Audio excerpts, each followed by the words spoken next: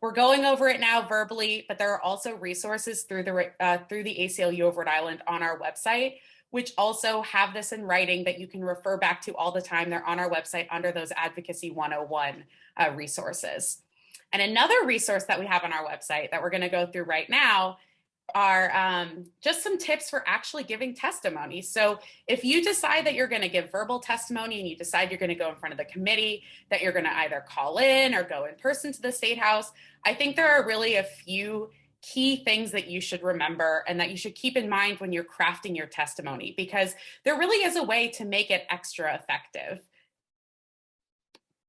So I think the first one is that, especially if you're going to do verbal testimony, providing written testimony alongside that is super helpful. If not just because that way representatives and senators have the opportunity to refer back to what you said later, having that kind of template for all of your points and all of the things you're trying to emphasize, having that actually written out that they can refer to afterwards when they're looking at the bill again, considering revisions or considering to send it to the floor, that can be really instrumental. So we always tend to submit written testimony alongside our verbal testimony. I think it's very, very rare that we just do verbal. So I would say that this is one of the very key things to keep in mind.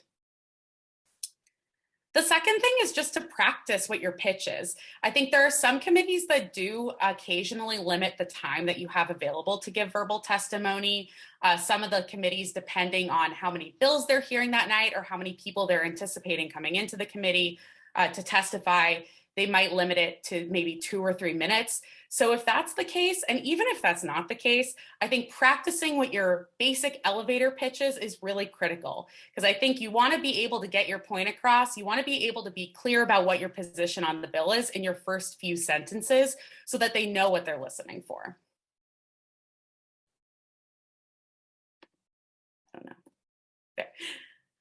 I think another really key point is that you don't want to repeat what others have said. And this is something that I pay attention to all the time. So if I'm testifying in a bill that I know has a lot of people testifying on it, or there are a lot of different advocacy groups that are participating, or there's a lot of people signed up, there's a lot of written testimony, what I'll do is be very vigilant about listening to what other people are saying. And if someone says a point that I was planning on saying, I'll cross it out of my testimony. I'll make sure that I don't repeat it or that I'm not belaboring something that they've already heard.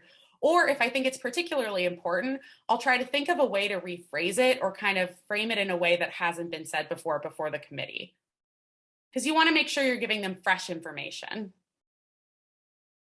I think another really important thing is you want to keep it local. You want to keep it within your community. Like Steve said, it's really important for these legislators to be hearing from their constituents. It's really important for them to know that the people they represent are showing up to talk to them, that they have perspectives on what's going on in their community, that what's happening in their community is really important to them. So if you can provide that perspective, if you can really give the perspective on how your life in your community and how your experience in Rhode Island is impacted by this piece of legislation before you, that can be really powerful legislation. And that also makes sure, going back to one of our previous points, that you're not repeating what other people have said, because you're the only person with your perspective. You're the only person who can give your exact understanding of how this bill would impact your life. So I think that's always really important to center.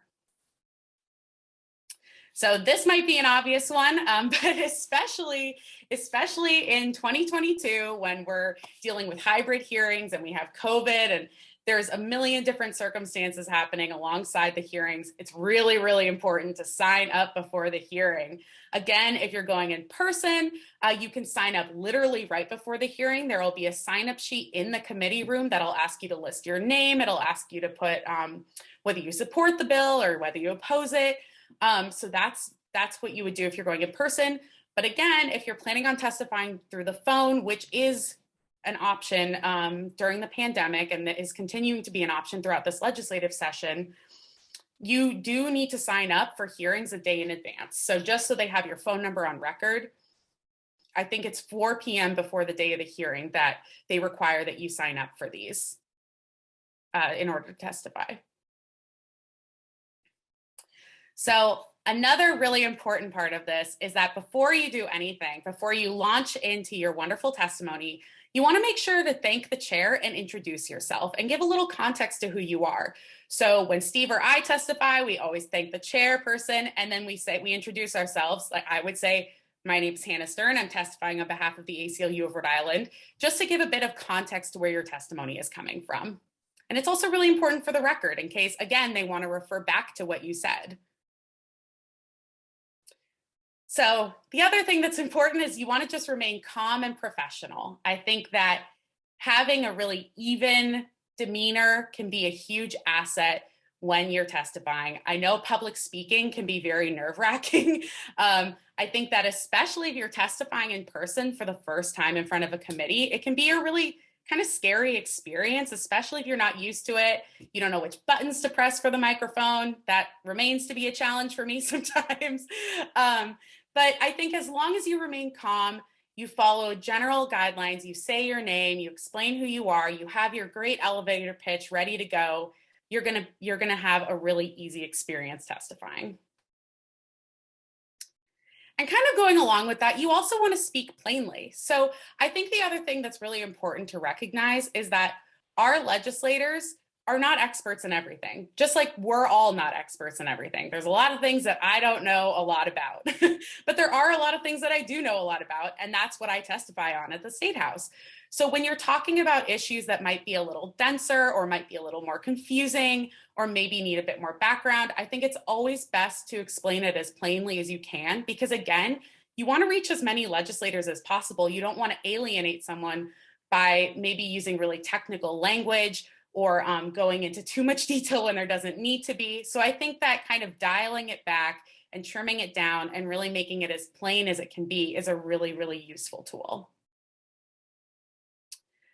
So after you give your testimony, there's always a chance that legislators will ask you questions. So you may have said something that they want to follow up on, or you might have said something that they want a little more detail on. It's always totally fine if they ask you a question after your testimony. If you don't know the answer, it's perfectly acceptable to say so. I actually think that that's a better option than pretending that you know the answer and then getting caught in this web that you're not really sure how to get out of. So I think that's totally fine. You can also always tell the committee that if you don't know the answer, but you can find it out, that you'll follow up with them later. You can email the clerk and ask them to distribute the answer. So that is a really acceptable, and you should feel very empowered to say that. And then the last thing is just to take a deep breath and calm down. You want to remember, I always have to remind myself, nobody wants you to fail when you go up to testify. They want you to give them information that's going to be helpful.